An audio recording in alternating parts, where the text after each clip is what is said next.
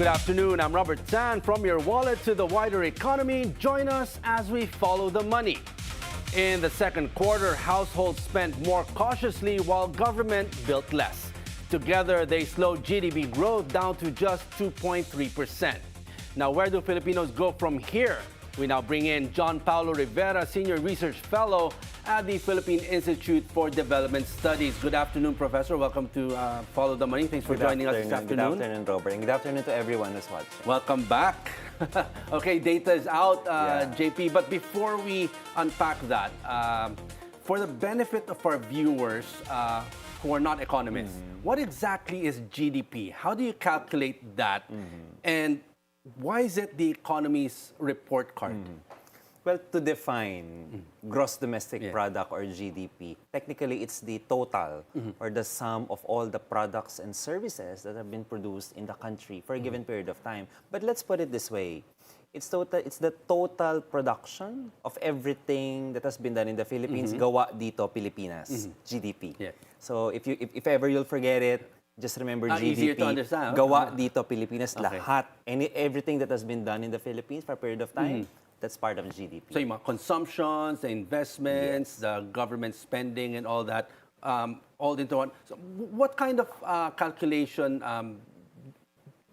do we do on that to really come up with that kind of number? Well, it's simply the aggregate or the total of all the consumption expenditures of the private sector, of households, the investment spending that's happening in the Philippines, as well as the spending of the public sector of the government. Total them everything, they've been done in the Philippines, then they will comprise the gross domestic product. Now comes the big story. The numbers are out. GDP growth just 2.3%, below expectations. Now, is this a temporary stumble, or is there something deeper to this that we don't see right now with what's happening with our economy? Well, I see it this way, that the growth of the Philippine economy is actually influenced by a lot of factors, both external and internal. But then this slowdown, or the 2.3% GDP growth for the second quarter, I read this as something like the Philippine economy remains to be resilient because growth is still there. However, there are issues, particularly structural issues, rather than cyclical issues that's playing. And these structural issues are the things that we must ask, we must discuss, so that we can arrive at certain interventions on how we can speed up growth further. But above all these economic growth figures, it is always important to answer the question of not just about what is the growth or where is the growth coming from, but how can we make or where is it not coming from? Not coming from, but answer the question, how can we stimulate growth that is quality? Yes. Now, but when you look at the calculations, which is really driving the slow GDP? Now, why it became 2.3? Is it consumption? Is it local investment? Is it government spending? Is it our exports or imports? Well, according to recent data that I have seen, one would be consumption because households have been affected by the relatively high prices in recent months. Also add that the slow increase in income or in household income.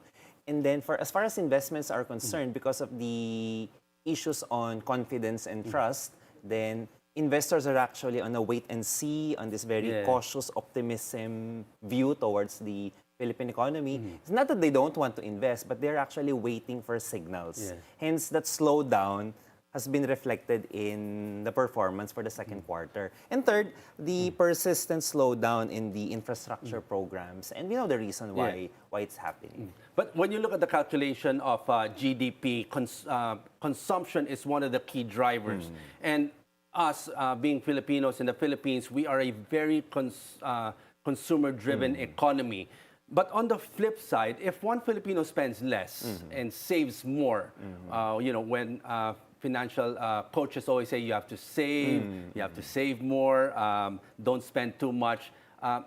It sounds financially smart, but if you look at, if you put that in totality, if millions now stop spending and saves more and doesn't invest, does that really bring down the economy much lower? Because that's part and parcel of the computation of GDP. Well, let me put it this way. If many Filipinos are going to slow down their consumption, then it follows that their demand will also be lower. It will also be slower. Hence, it will affect the production of goods because the demand is low. So why will we produce more? So it will affect the production side. But then, if you are lowering your consumption and at the same time that foregone consumption, that the consumption that you did not consume will go into savings, then you're actually preparing for your future consumption. So there's a system behind this, but consumption-wise, because the way we account for consumption spending in the GDP, lower consumption means lower demand, and lower demand means that the economic activities that comprises our GDP is also declining.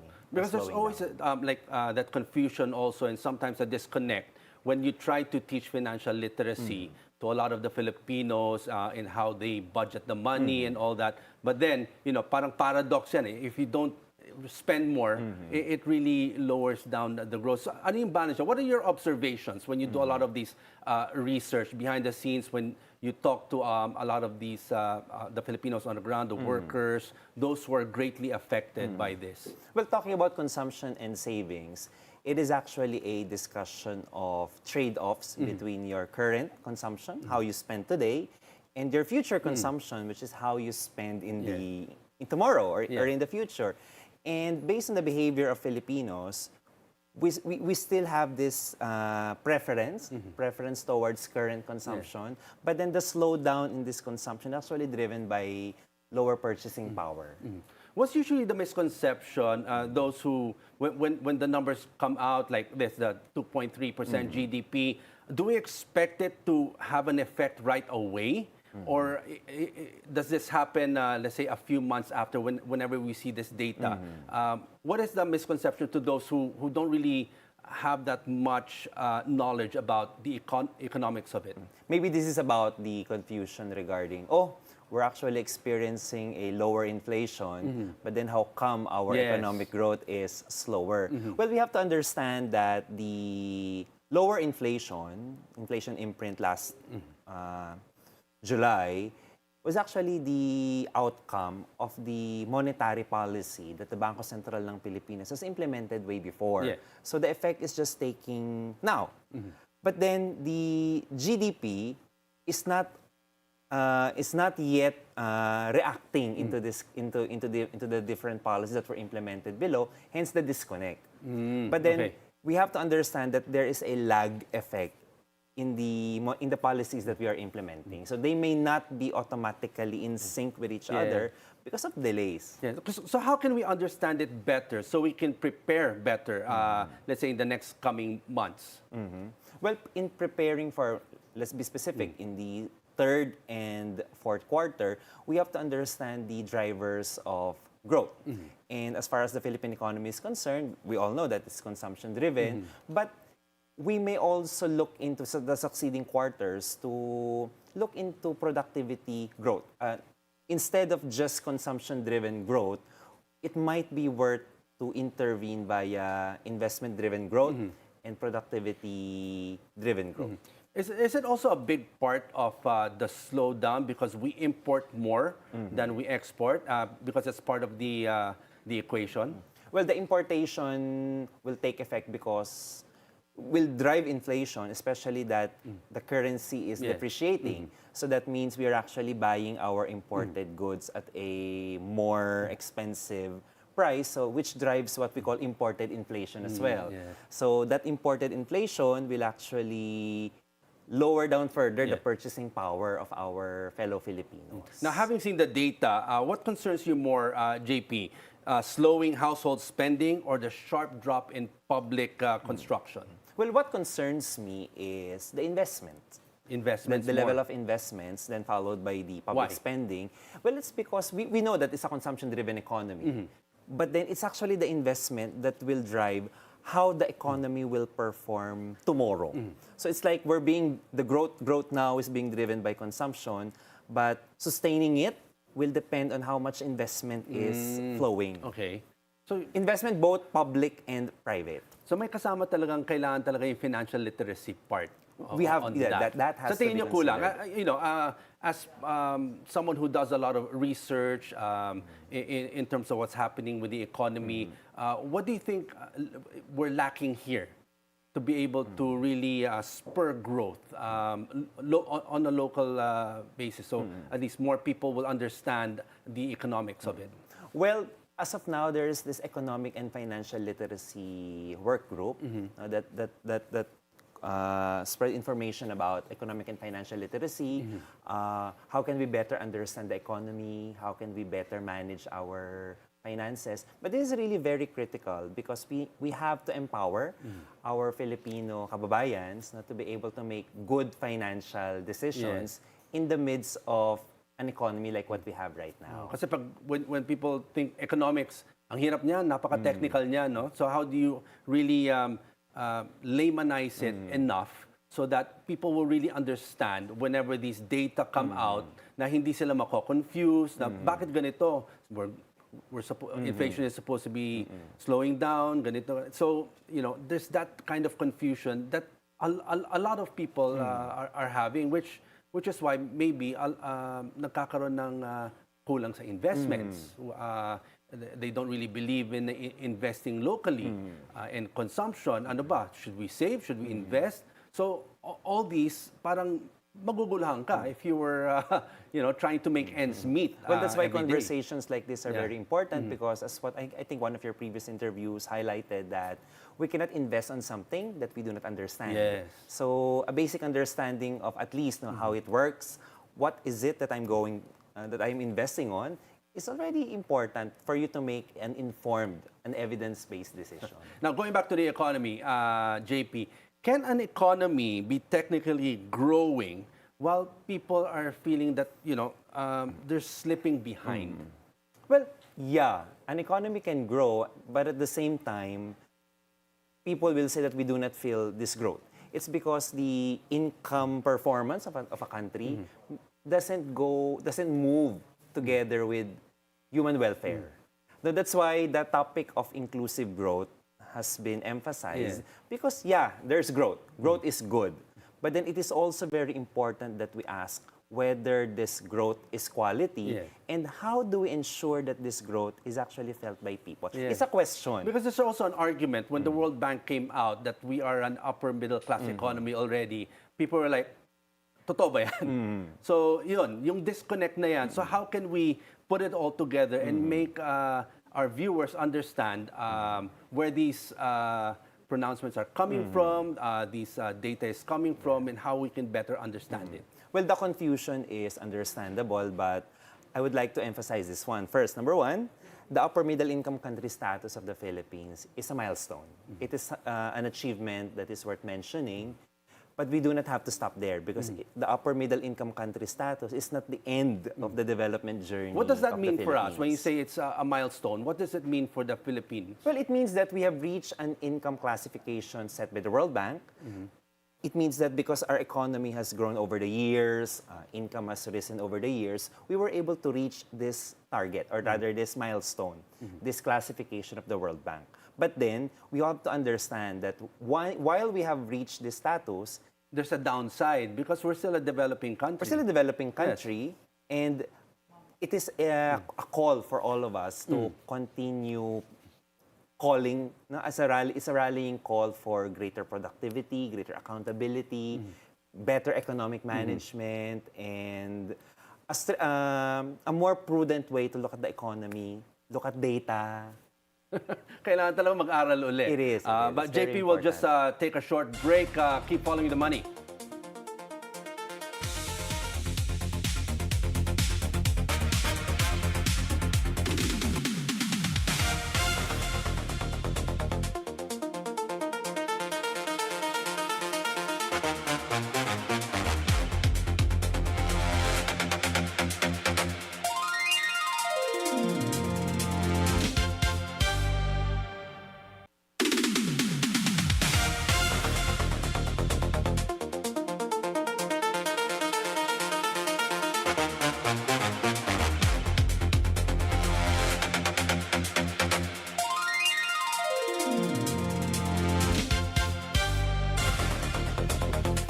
Welcome back. You're still following The Money with JP Rivera, Senior Research Fellow at the Philippine Institute for Development Studies.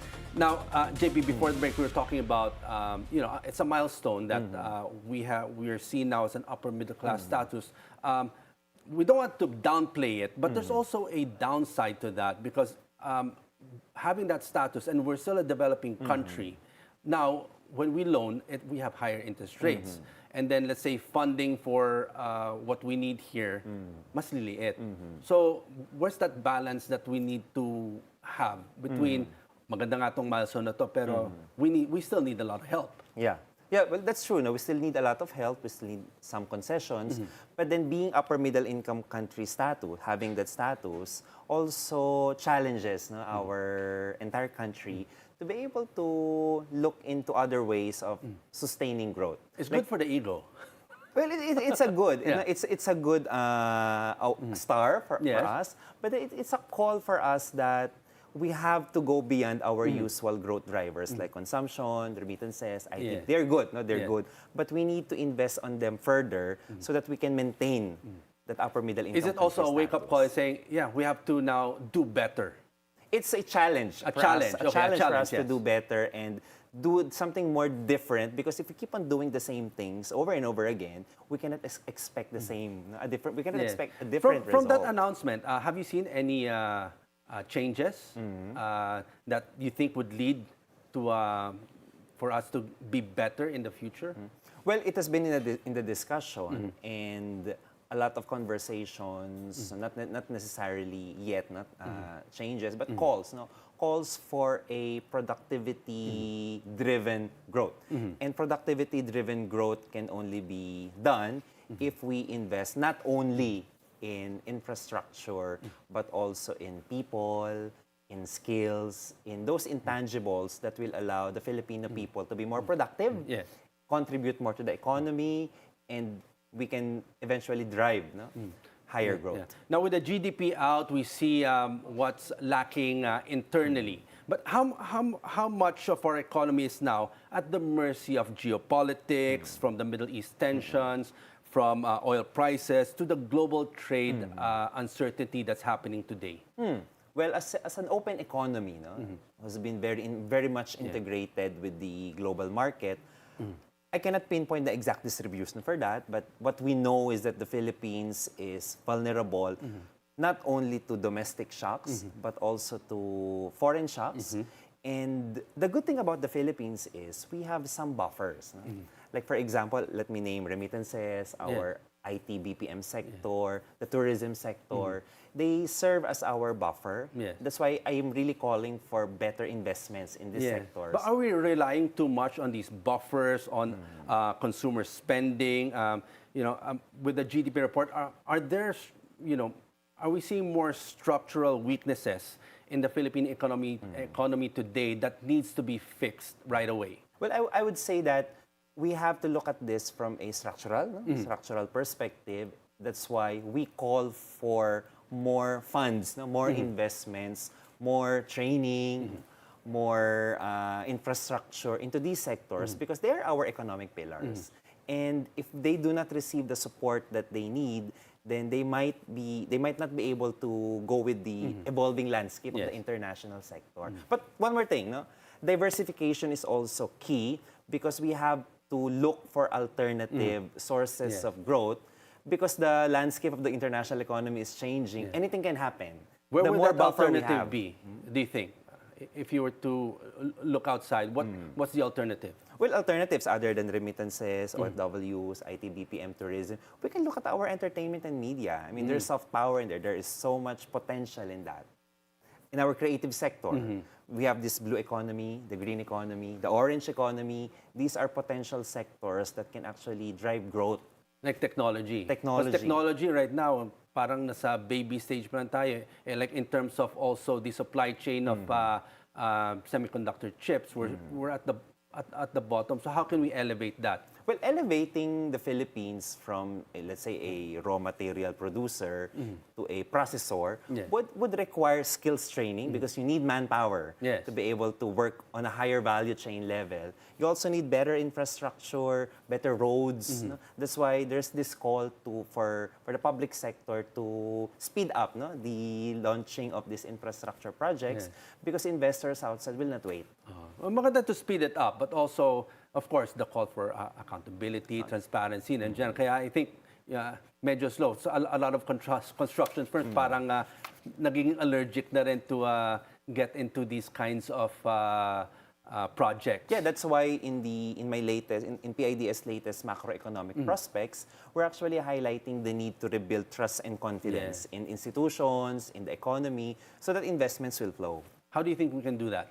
Well, so far, rebuilding trust means ensuring that there is policy credibility, policy stability, that the ease of doing business is being And the corruption issue? Corruption issues being addressed. Nakukulong. Somebody gets penalized, and that's the only way. It's tough. It's easier said than done. It's very tough, but in building trust and confidence, that is the way to go. Now, going back to inflation, it has eased. Do you think the BSP should cut the rates, or do you think cheap money is, doesn't really matter if the confidence right now in the business and investment community is rather weak? Well, we cannot say it for now because what I like about the Bangko Sentral ng Pilipinas is that they really make policy decisions based on data, a really rigorous analysis of data. And with that, we're sure that whatever outcome of the monetary policy that they will choose to do, it is actually anchored on data. But for now, it's too early to say it yet because the full data is not yet available. Now, if you could recommend one bold move today to lift the economy, the growth for the next year, what would it be? Well, the priority would be look into how can the Philippines build stronger institutions. That's the priority. Again, it's very general. It's easier said than done. But when I say building stronger institutions, means that it is not only the role of government to build institutions, but it also comes with the role of the private sector. Yeah, you mentioned that, Professor. The PIDS has strong institutions and human capital drive long-term growth. But is that exactly what we're missing today? And is that the reason why you're gathering the minds in one roof to really discuss this thoroughly? Well, yes. It's because government cannot do it alone. The private sector cannot also do it alone. But with the collaboration between government and private sector, investing in people, investing in education, better health services, better productive services, then we can actually create a workforce. Do you think there's a better communication today between the government and the business community and the public in terms of where we should go? Well, of course, through the years, we have seen significant improvements in the way communication is done between government and private sector. But I wanted to add something. There's also a need for better communication with the public. Yes. So the public also understand what's going on. Yes. And that they can also make their contribution. Knowledge is power, di ba? Sinasabi nila. Sabi nila, iba ang may alam. Yes. Okay, now, Professor, we'll now move on to our rapid fire segment of the program. Graded to, Okay, let's start with this. One word to describe the Philippine economy today. Resilient. Di na ba puro resilient? Is that a good thing, or has it become a thing na parang nasasawa na yung mga Pilipinos? Well, it's a double-edged sword. It's a double-edged sword, but it depends on how you view that terminology. Okay. Now, what's the biggest red flag in today's GDP report? Low government spending. Do you think it's still going to continue slow spending until the end of the year? Well, with the performance in the first half, this is again a call, a reminder for the infrastructure group to speed up. Even the private sector have slowed down. Some developers have stopped luxury developments. But the private sector, they're quite diversified. So if there's a slowdown in one sector, then we see some developments in other segments. True. Now, when families spend less, which businesses feel it first? The food and beverage. Pero lagi naman kumakain mga tao. But there's this study, let me cite a study, wherein under certain periods of crisis, Filipino households actually do not eat But let me continue that. Do not eat outside. Outside. But because they prefer to just cook. Hindi yung their nag-order lang online. No. They prefer to prepare their food at home rather than eating outside. Well, true. Mahal na kasi. Okay. What's the biggest mistake the Philippines can't afford to make now? Make enemies. Wala naman tayong enemies. Tingin mo? We should avoid. Okay, expound. Well, when you say let's not make enemies, where? Because I truly appreciate the trust of government right now that we are a friend to everyone and enemy to no one. Because in this very globalized world, we don't need enemies. We need partners who would actually help us support our development agenda. Pero mahirap. It is challenging, but with diplomacy, with good diplomacy, it can be done. Do you think the Philippines and ASEAN neighbors should work more closely together? Lalo now, we are going to have the ASEAN Summit. Well, we do, no? And because of the ASEAN economic community, socio-economic, the political, the ASEAN is well integrated enough to be able to support each other. That's why if you will look at data, intra-ASEAN trade is getting stronger. Tama. A friend to everyone, an enemy to no one.